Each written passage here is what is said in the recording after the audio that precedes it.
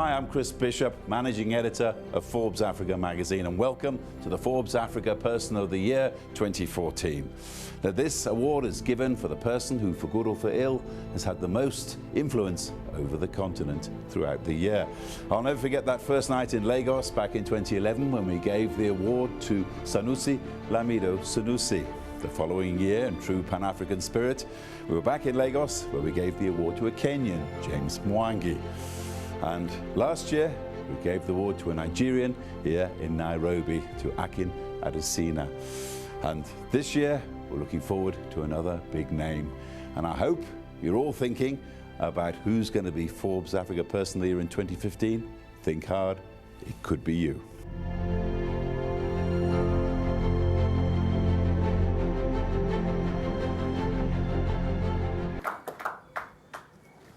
Bonsoir, Musive Mutia, Saubonane, Kale. For all of you who didn't get that, good evening, ladies and gentlemen, and welcome to the Forbes Africa Person of the Year 2014. Welcome to Dr. Akiwumi Adesina, Agriculture Minister in the Federal Republic of Nigeria. Welcome Mr. Rakesh Wahi, Vice Chairman in Forbes Africa and founder of the Africa Business News Group. Welcome to our lead partner, Oracle. Represented by Dr. Gilbert Sagia, as well as to our associate sponsors, Investec, Shivers Regal, Crown Paints, Metal, and the Capital Club. Distinguished guests, it gives me great pleasure tonight to welcome you as we celebrate the individual who has had the most influence in the events of the year gone by, as well as acknowledging the pioneers and game changers of African continent. Let's have a look. Forbes Africa is hosting Person of the Year 2014. The finalists are Arunma Ote, the Director General of the Securities and Exchange Commission, who stood for principal in 2014 as the regulator of Nigeria's capital markets. Donald Kaberuka, a Rwandan economist and head of the African Development Bank, who has poured millions into Africa this year and launched a new investment fund for infrastructure. Chimamanda Ngozi Adichie, the world-renowned Nigerian author who has inspired millions of Africans and penned Half a Yellow Sun, now made into a Hollywood movie. Aliko Dangote, Afri-capitalist and Africa's richest man. Aside from vast investments, he has launched a foundation in 2014 to channel money to the people. Thuli Madonsela, South Africa's public protector who helped draft the country's world-famous constitution in 1994. This year, she questioned authority with her hard-hitting reports. She was named among Time magazine's 100 most influential people.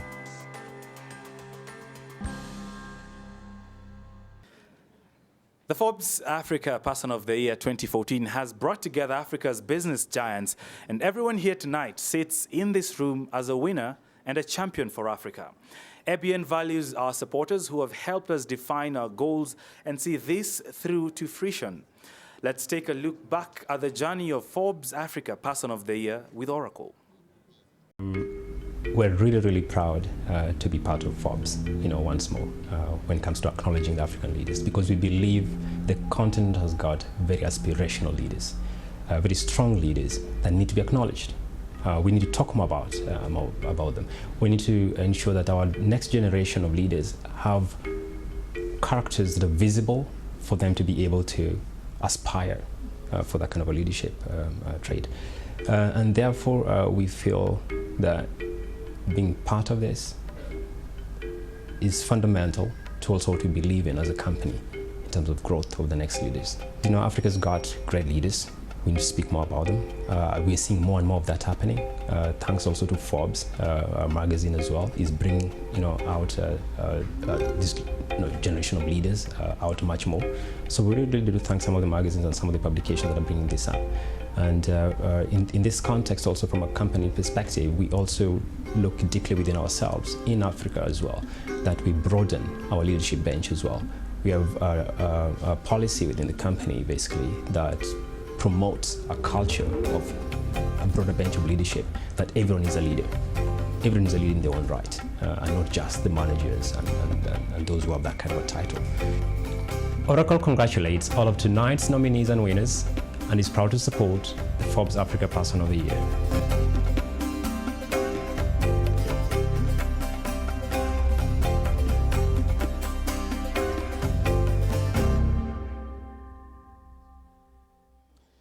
right, ladies and gentlemen, please help me welcome the founder and vice chairman of the ABN Group, Mr. Rakesh Wahi.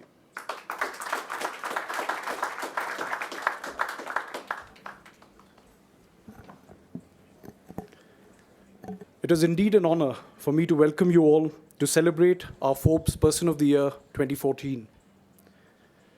Forbes as a brand is synonymous with entrepreneurship, inspiration, success, failure, getting up after failure, and never giving up despite all the odds. Forbes highlights journeys of hope, of trials and tribulations, of people who, despite all the challenges, have the courage and determination to see their dreams to fruition. This is our fourth Person of the Year event. The mission of this event is to honor one exceptional leader from the African continent who has made an impact not just on the industry he or she serves, but who has also touched the lives, and in doing so is a role model for future generations of business leaders. The person we are here to honor today personifies all the values of the Forbes brand. I'll, however, leave the best for last. On a personal note, this year I completed 10 years in Africa.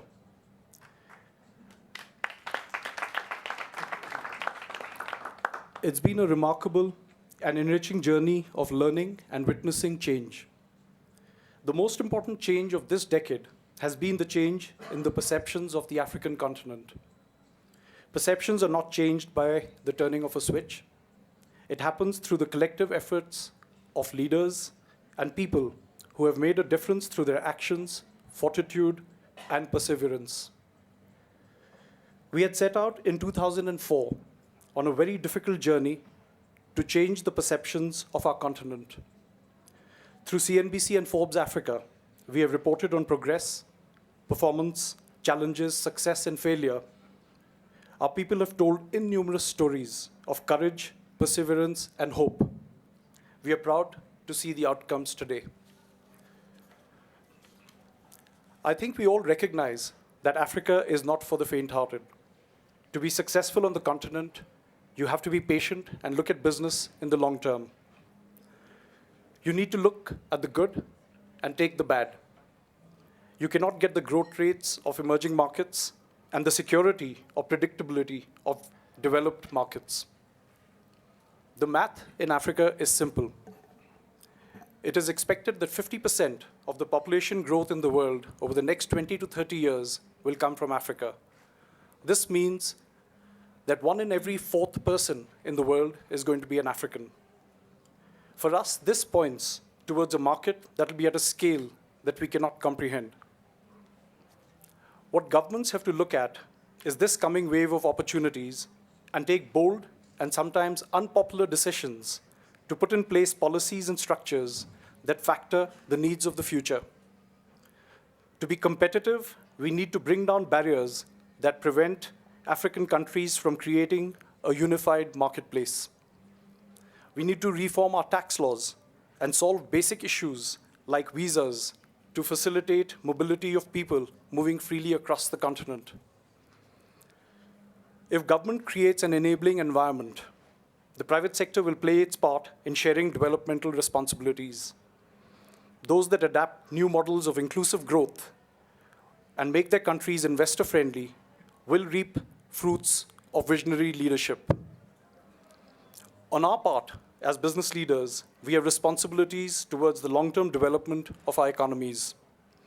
We need to make sure that we focus our attention on indigenization to transfer technology, build local capacity and create jobs, innovation to improve our processes, skills development, and the education of our people, and above all, continue to give back to those who are less fortunate than ourselves. These values will go a long way in building sustainable businesses.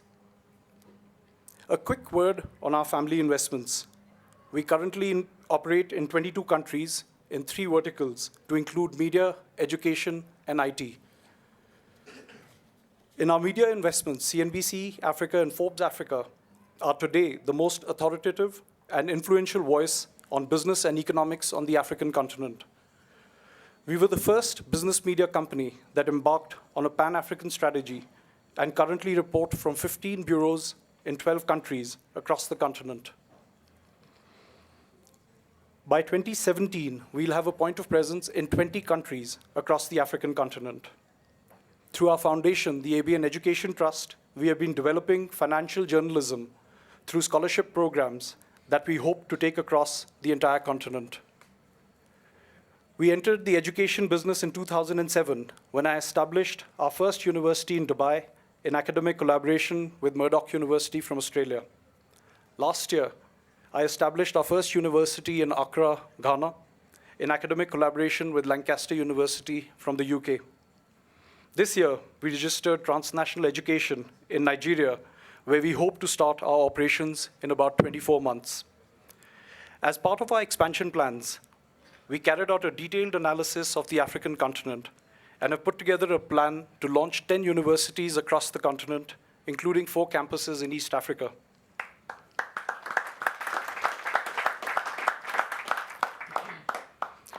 My rationale for this investment is simple.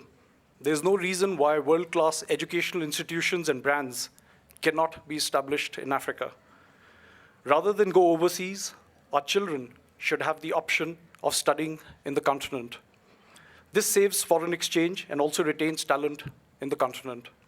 There's no reason why students from other parts of the world cannot come to study here and through an understanding of the local nuances, help in the development of the African continent. I'm personally very excited about this opportunity, particularly since we can make a material difference in the development of skills and leadership on the continent.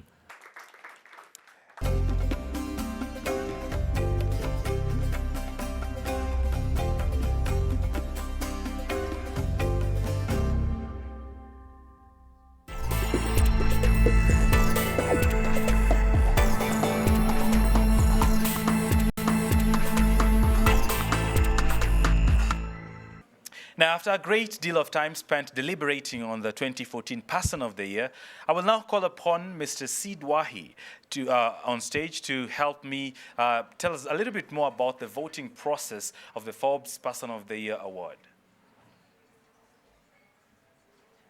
A round of applause will be good at this point. Thank you very much, Bonnie. The Person of the Year judging panel is comprised of key editorial members from the ABN, as well as ABN Group, as well as commentators from across Africa, who over the years, and in their respective fields, have witnessed significant economic change. We rely strongly on their experiences. Excuse me.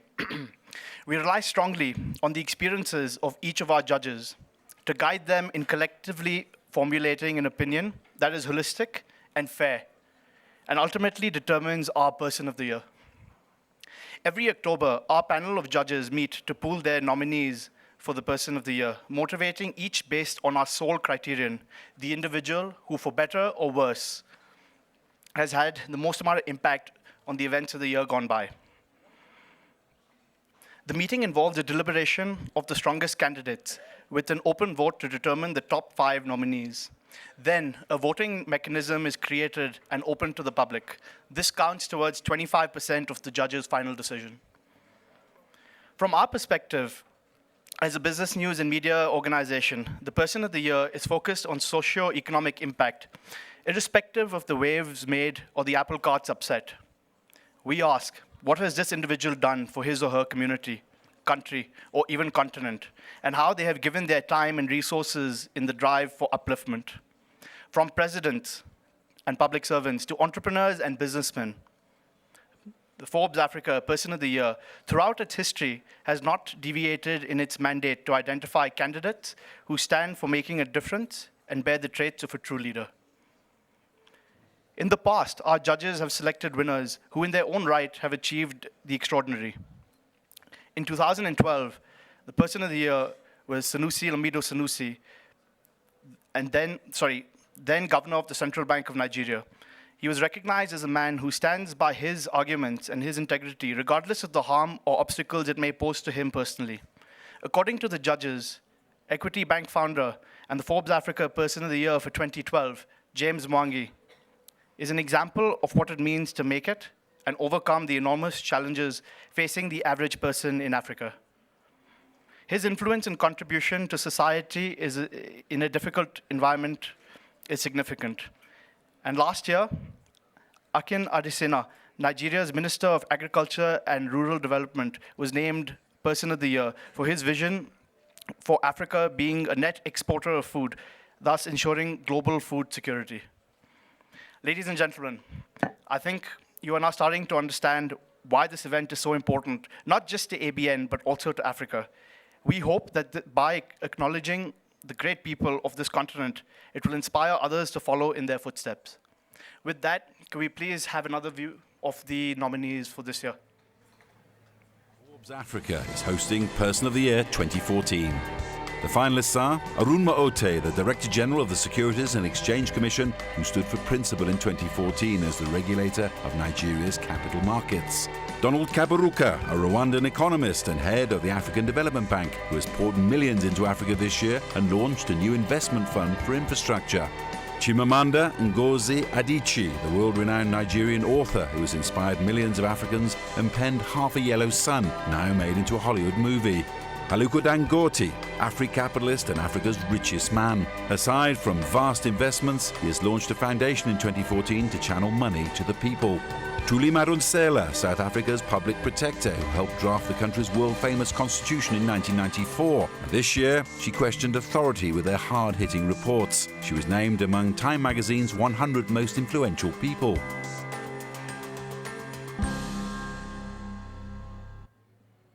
Thank you.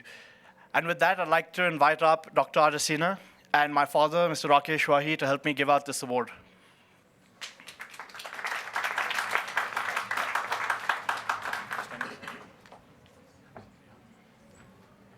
And I'm sorry to rob all of you of Chris Bishop's deep baritone voice, but drum roll, please. The Forbes Africa Person of the Year 2014 is Aliko Dangote.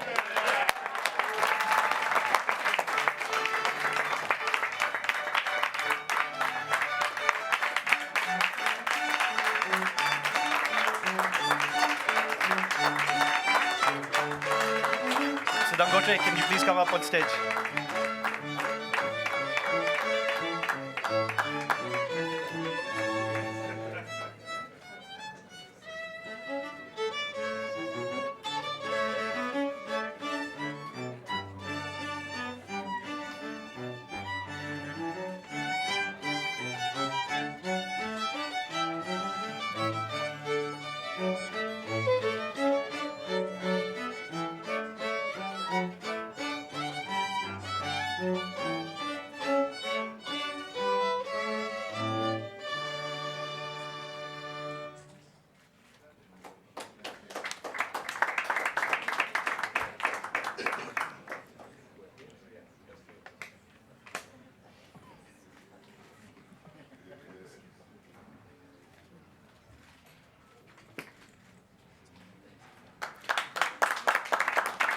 Mr. Dangote, please can you say a few words?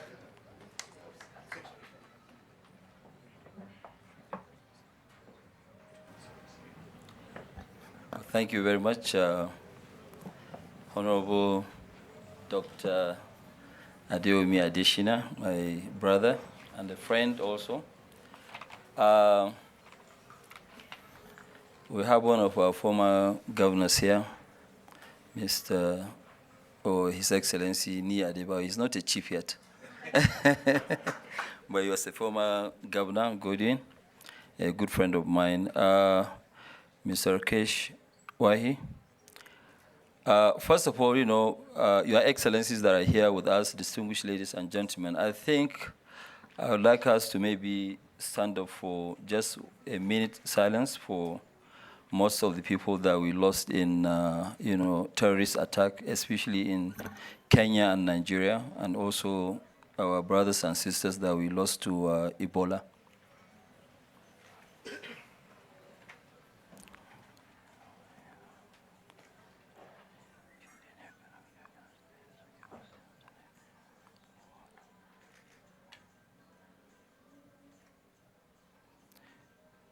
may the departed soul rest in perfect peace. Thank you very much. Good evening, Your Excellencies, distinguished ladies and gentlemen.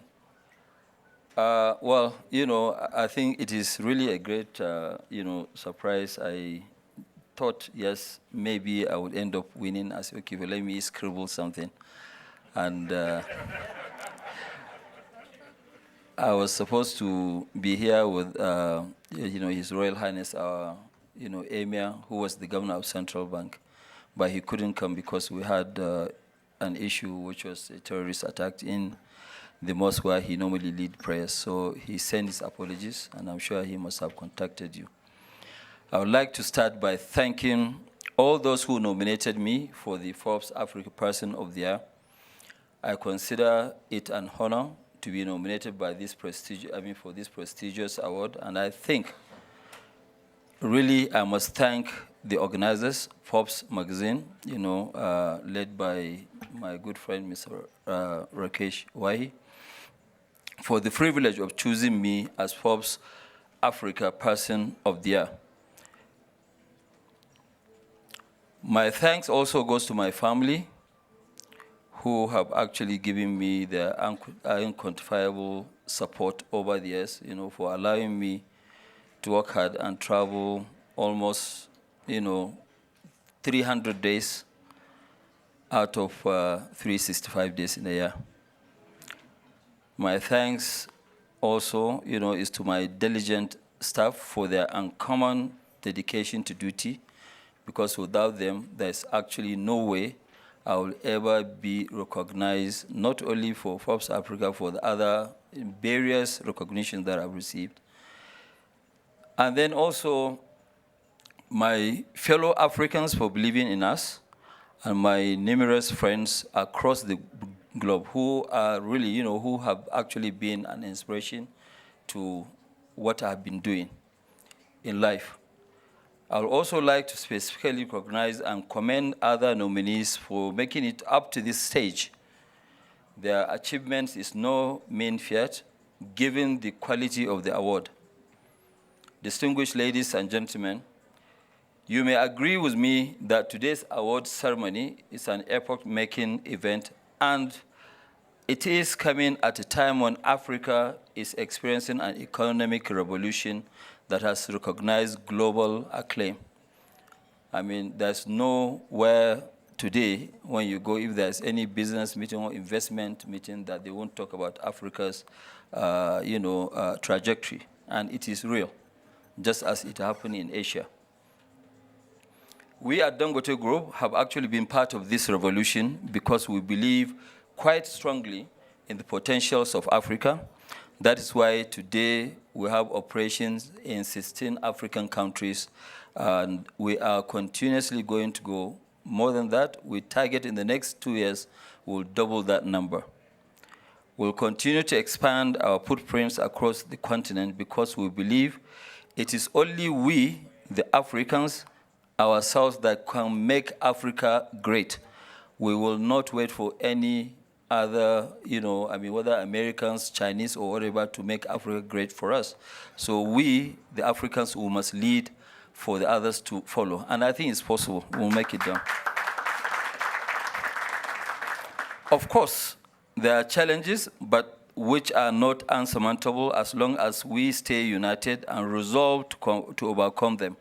And I think we are doing that. We are doing a great job. 10 years back, you will not even hear anything like whether Aliko Dangote, Mwangi, or anybody, but today we are all over the place, and we'll continue to do so. If we all join hands together, we can emancipate Africa from poverty, ignorance, and disease, the triple obstacle of our development as a people. And I think we need to continue with that trajectory. Today, there's also a growing sense of insecurity in some parts of the continent, and indeed across the world, not only in Africa, while the current global oil crisis is forcing some governments to tighten their belts and see how they are going to introduce some austerity measures and also, other measures, but this will not deter us. These indeed are no doubt daunting challenges. However, I'm confident that in all of this, we'll remain resilient in our quest to develop the continent. We are an indomitable people, and like an eagle, we'll soar above the storm, and we'll definitely continue to soar above the storm. This is Africa's moment, and we must seize that opportunity. We must not let it go. Finally, on behalf of us all at Dangote Group, when I keep saying Dangote, it's not me as a person, because without Dangote Group, I won't be anywhere. I would like to, first of all, thank the organizers for selecting me out of so many illustrious African leaders who are equally qualified for this prestigious award. I'm humbled by this honor, which will further spur me on to do much more than what I've done so far for the continent of Africa. I would like to dedicate this award for my country, Nigeria, of which without being from Nigeria, there's no way I'll be where I am today. So I dedicate this award to Nigeria. Distinguished ladies and gentlemen, it gives me a great pleasure, and I'm very, very proud to be an African, and I think sky is the limit. We'll continue to, carry on with this trajectory to make Africa great. Thank you very much.